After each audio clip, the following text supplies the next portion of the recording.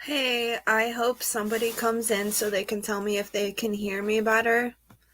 I took off my headphones. Um, I found a little charger, but it's slow charging. It says 0% still, so I'm gonna let it charge up as I read this out. And if anybody comes in that I was trying to mod, I'm gonna try and hopefully my phone will be charged up enough by then and I can mod you because I don't know how to do it from the computer. Unless I can just open up YouTube, but it might, I'll just try it. We'll see. Michael Joseph Vaughan, known by his family as Monkey, went missing from Fruitland, Idaho, the late afternoon/early evening of Tuesday, July 27th, 2021. He was just 5 years old, straight, soft blonde hair, and big, bright blue eyes. Maybe not bright in color, but bright in expression. Look how cute. You can tell he's got that baby soft blonde hair and such a unique smile. Michael definitely has a special place in my heart. It's just one of the cases that just reached out and grabbed me the day that I seen his Amber Alert. Um, so the press conference yesterday was interesting. I thought they revealed more information than they were going to, even though it doesn't seem like they revealed much. This is what was said. Police Chief J.D. Huff says in a December 1st press conference that from the time Michael Vaughan has disappeared until now, it has been on all hands on deck investigation. He says it remains very active and ongoing. You can't take one of our most precious citizens from us, Huff says, and expect us to stop. Huff says they received credible information that Michael's remains could be found buried in the backyard of the Wandras home at 1102 Red Wing Street in Fruitland, Idaho, the town where Michael went missing from, only a few minutes away from Michael's house, walking distance. As a result, the Fruitland Police Department obtained a search warrant for the Wandras' residence along with the front and backyards. That search warrant was served late in the evening of Friday, November 11th. And I don't know if they asked first or if they just straight up got a warrant, but I think they just straight up got a warrant. Upon entry, officers encountered Sarah Wandra, one of the occupants of the home. Sarah was subsequently arrested due to probable cause that she had knowledge in the death of Michael Vaughan and failed to report it. The following day, the Fruitland Police Department, joined by the Idaho State Police and the Fruitland Mountain Search and Rescue and the Fruitland Fire Department and the Fruitland Public Works Department, began a very methodical excavation of the backyard of the Wandras. During the excavation process, Chief Huff explains, the Idaho Mountain Search and Rescue state detective dogs deployed multiple cadaver dogs that all picked up on the scent of human remains. So all the dogs did pick up on the scent of human remains. Ground penetrating radar was also used and deployed, detecting anomalies in the backyard of the Wandras. So they did detect anomalies in the backyard of the Wandras using ground penetrating radar, according to Chief Huff. They completed the excavation of the entire backyard and removed over 250 yards of dirt. Prior to backfilling the yard, the dirt was meticulously sifted through for any potential human remains. Chief Huff goes on to say, we did not find Michael's remains.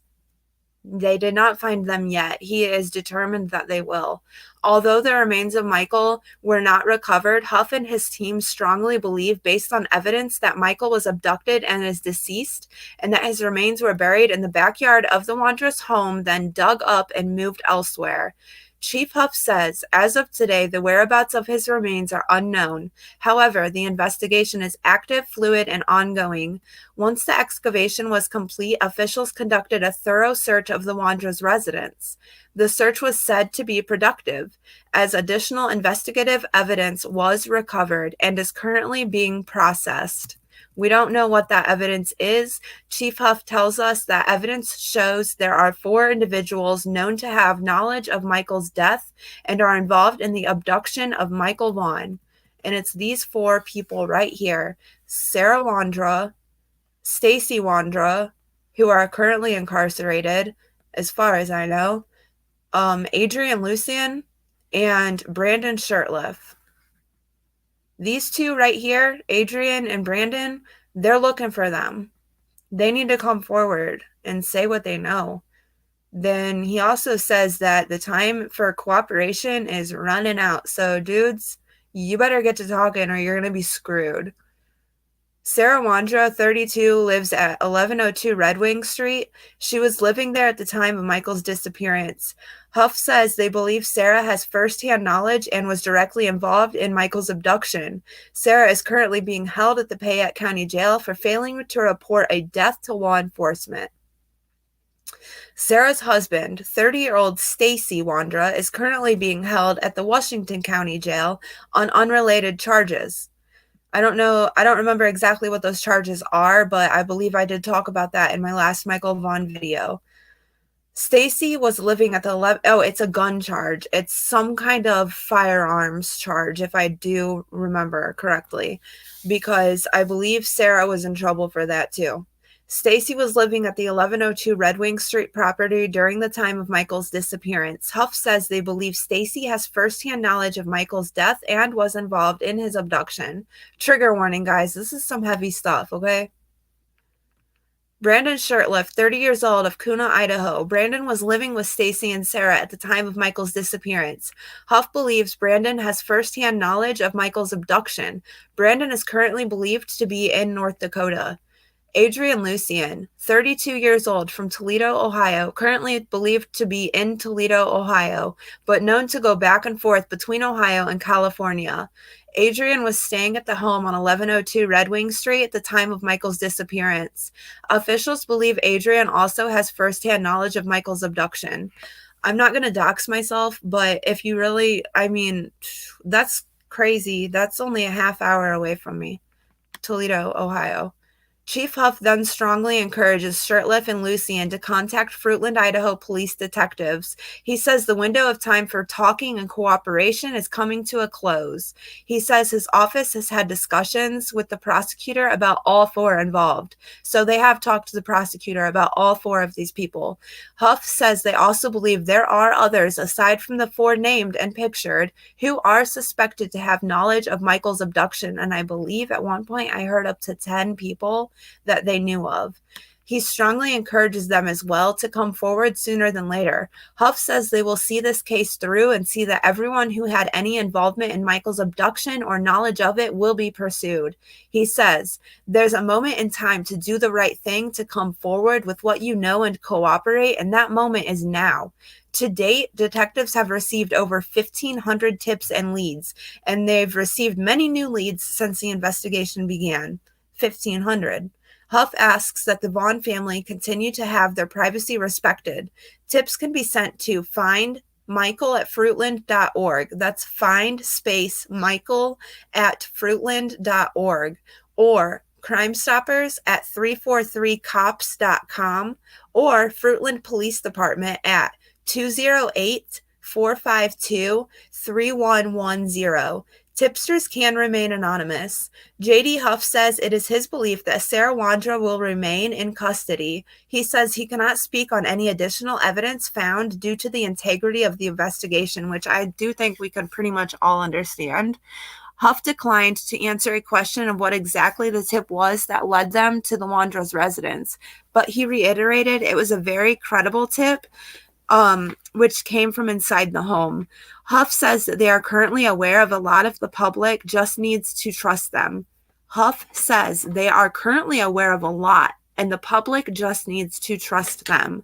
When a reporter asked him a question that I could not hear, but I think what she was trying to say was probably something along the lines of, based on his answer, something along the lines of what all they knew. And he's not going to say what all they know, obviously, but he did really well answering the questions, in my opinion. Huff answers that no, he does not think it affects the investigation that Sarah Wandra did not pass her mental evaluation. Ground-penetrating radar will be deployed in the neighbors of Sarah Wandra's yard December 2nd, which is today. Huff says he cannot answer many questions due to the investigation. Huff says they do not currently have search warrants for any other properties, but he sounds certain there will be. He says the search for December 2nd that has no warrant, as it is consensual. Huff says it is his belief that more charges are forthcoming. When asked to speak on the work of his team, he says they have lived the case from the time it began. He says he has got a very strong and committed group of people, which I believe he does. He says everybody should know that we are not going to stop until we uncover the truth in its entirety, and they are not going to stop until they find Michael Vaughan.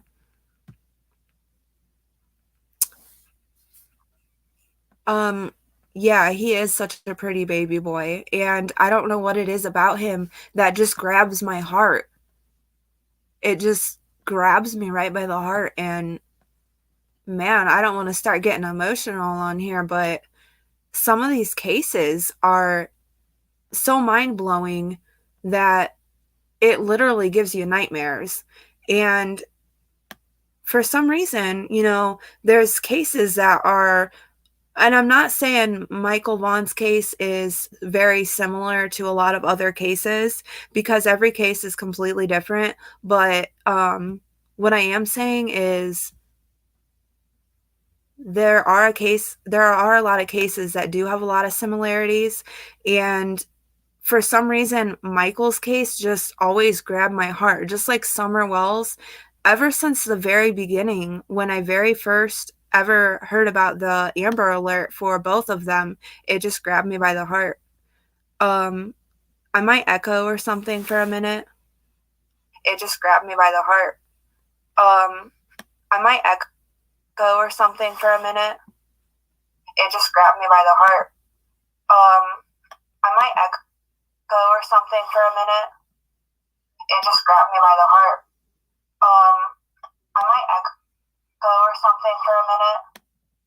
It just grabbed me by the heart. I might echo or something for a minute. It just grabbed me by the heart.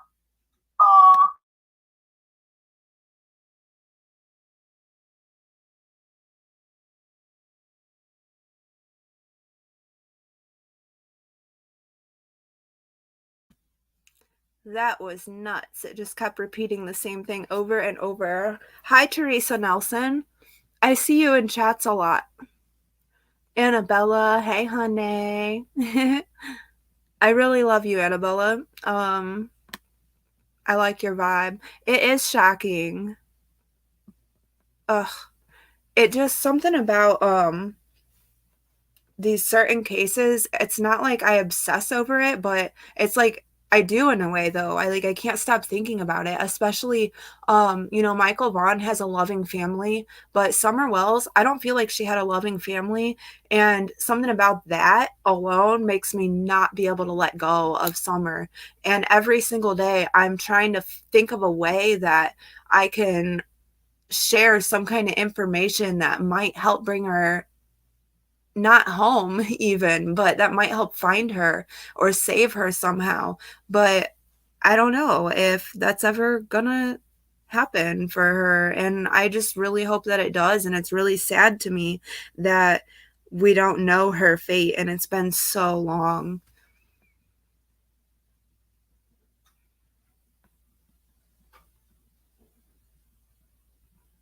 I was hoping Yo Main Girl would come back in because I don't know if I modded her. But yeah, I just wanted to, I don't want to go too long because um you know, I just wanted to keep it with just the basics so that some people that might not have heard the press conference could get a summary of it if they wanted to. But yeah, these are the four people that they're looking for. What you could see is Stacy Wandra, Sarah Wandra, Adrian Lucian, and Brandon Shirtliff. And there's more, and they're looking for these two. And I know Adrian was the one that Sarah kept going on and on about. So I don't know. I guess we'll see what comes of it. Let's pray that they find Michael today because they are doing the ground penetrating radar today in the backyard of the neighbor's house of the Wandras. So I'm just on the edge of my seat waiting to hear what's going to come of that. Oh, Teresa, you've never modded before? I've only ever modded for like 2 or 3 people, but uh it's just nice to have people just in case just in case I want to come on sometime and I'm reading some notes, then the people that are in here are mods that I know that I've seen around, and if someone starts spamming or something, they can, help me out and stop it. Or they also can't be if somebody gets a copycat, they can't get in my chat because I'll know who they are because I see that you're a mod. But yeah, I hope they find him soon. I really do. I hope you guys have a nice day. I'm gonna go play some music. I'm working on some songs for summer. Um, yeah, you guys have a nice day. Pray for Monkey.